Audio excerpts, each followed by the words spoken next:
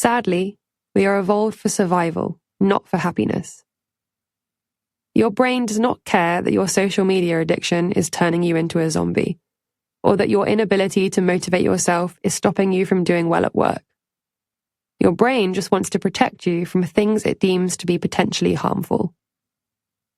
And where do we learn what's harmful to our survival? Our childhood. As an adult, you might be able to feed and look after yourself, but as a child, this was certainly not the case. This is truer for us in comparison to any other species because we are so helpless as babies. We spend the first 2 years of our lives completely dependent on others to survive, needing them to feed us, hold us, and stop us from rolling off tables. For a baby to stay alive, it needs to maintain the connection to its parents. It needs to be loved. So as babies, we are hyper-attuned to things that strengthen or weaken our relationships.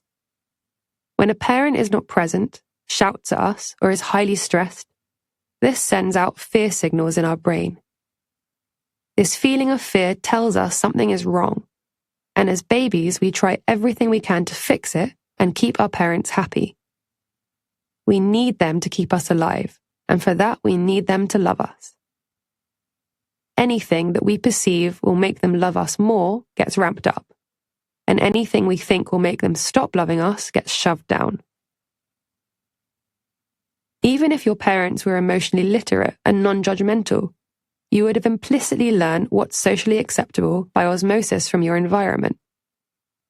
Men shouldn't cry. Women shouldn't be assertive.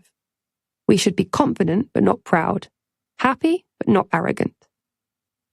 It's in our cultural makeup and will vary depending on which culture, race, class, and country we're from. There is an endless list of messages we get from society about who we should be, how we should act, and what we should think. Take the messages we receive about our feelings alone. Think positively, don't be glum, man up, just get on with it, put on a brave face, don't be a wimp, big boys don't cry, keep calm and carry on. So it's not just your immediate family that shapes you, it's also wider society, your culture, sexuality, race, class, religion, neurotypicality, the list goes on.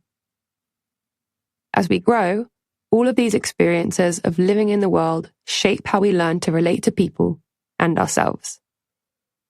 Any feelings, behaviors, or identities that have elicited negative responses get pushed down into the unconscious, where we have no real awareness that we even have them.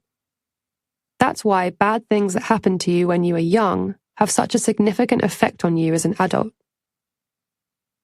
Adverse childhood experiences, or ACEs, are the leading predictor of poor mental and physical health, from anxiety to heart disease. The more difficult our childhoods were, the worse we will suffer. ACEs. The Adverse Childhood Experiences, or ACE study, found that patients who experienced 4 or more types of adverse childhood events had higher rates of ischemic heart disease, cancer, stroke, chronic bronchitis, emphysema, diabetes, and hepatitis. Extensive research has shown that ACEs also increase the risk of mental health conditions, with 1 in 3 of them relating to ACEs. Results are so stark that childhood maltreatment is shown to be the costliest health issue in the United States.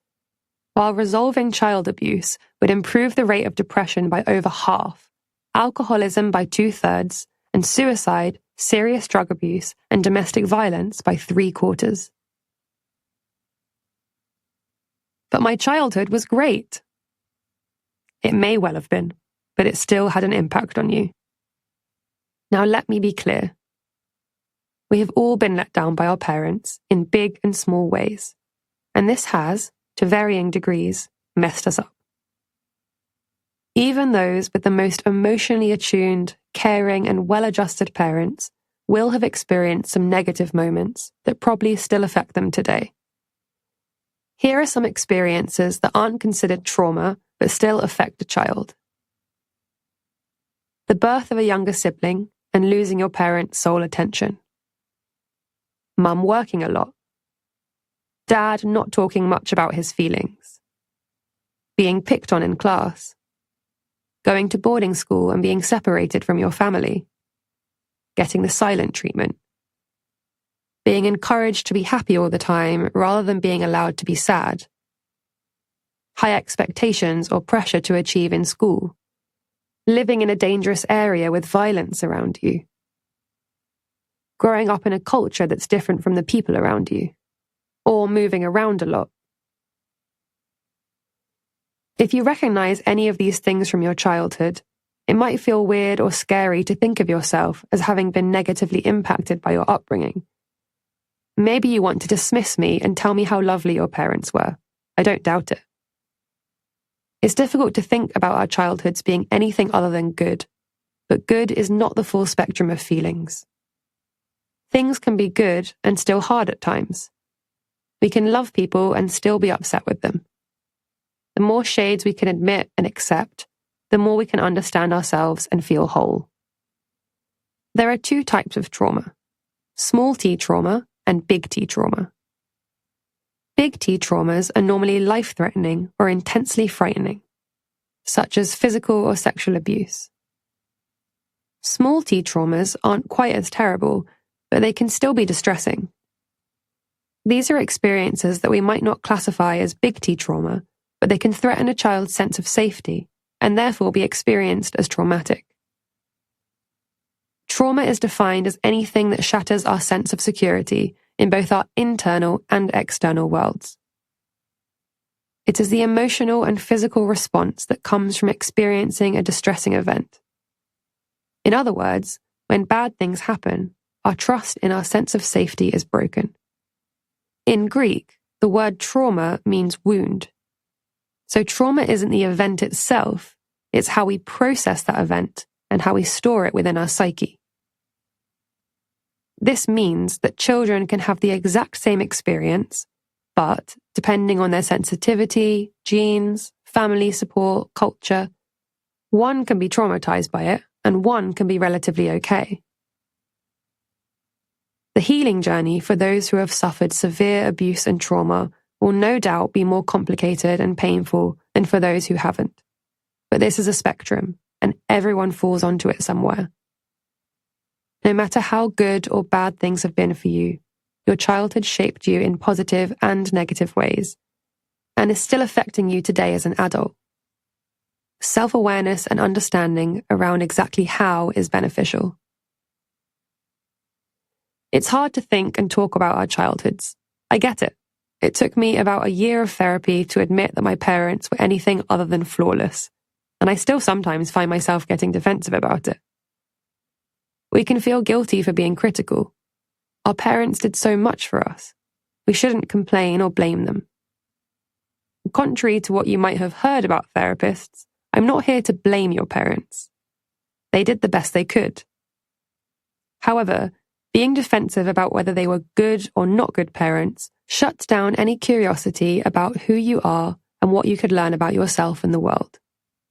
Let's leave the blame here and instead get curious. Exercise. Imagine yourself as a child, any age that comes to mind. What kind of child were you? Are you aware of anything that might have been difficult for you? This can be something as seemingly inoffensive as a family dog dying or going to a new school. Put yourself in the mind of a child. What might that have felt like for you back then? What about your relationships? Were there any that were difficult? Even if you were a really happy kid with loving parents, were there any less than ideal dynamics to your relationships with your family? We can't all be happy all the time. It's natural to have a whole range of more difficult feelings. How might that have been for that little kid? If you're struggling to find answers, try to think of your earliest memory. What was going on in your family at the time? What might it tell you about the kind of childhood you had? Asking yourself these questions allows us to start piecing together what might be buried in your unconscious. Without blame or judgment towards your parents, we can start to figure out the experiences and attachments that shaped who you are.